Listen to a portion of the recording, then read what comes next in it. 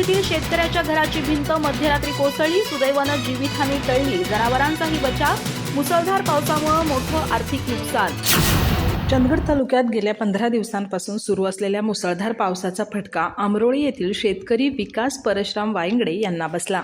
मध्यरात्री त्यांच्या राहत्या घराची भिंत अचानक कोसळल्यानं मोठं आर्थिक नुकसान झालं. सुदैवानं या दुर्घटनेत कोणतीही जीवितहानी झाली नाही. मिळालेल्या माहितीनुसार सोमवारी मध्यरात्री सुमारे 12 ते 12:30 वाजण्याच्या दरम्यान घराच्या एका बाजूची भिंत अचानक कोसळली. त्यावेळी घरातील सर्व कुटुंबीय झोपलेले होते.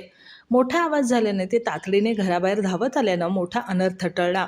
या दुर्घटनेत घरातील प्रापंचिक साहित्य आणि शेतीची अवजारे यांचं मोठ्या प्रमाणावर नुकसान झालं. तसंच गोठ्यात बांधलेल्या 2 म्हशी, 1 गाय आणि 1 रेडी ही जनावरेही धोक्याच्या छायेत आली होती. मात्र सुदैवाने जनावरांनाही कोणतीही इजा झाली नाही.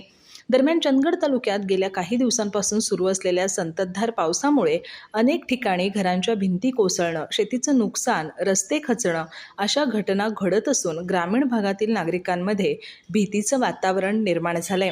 या घटनेचा पंचनामा करून नुकसानग्रस्त शेतकऱ्याला तातडीने मदत द्यावी अशी मागणी ग्रामस्थांनी प्रशासनाकडे केली आहे. अधिक माहिती आणि ताज्या घडामोडींसाठी आजच आमचे चॅनल सबस्क्राईब करा.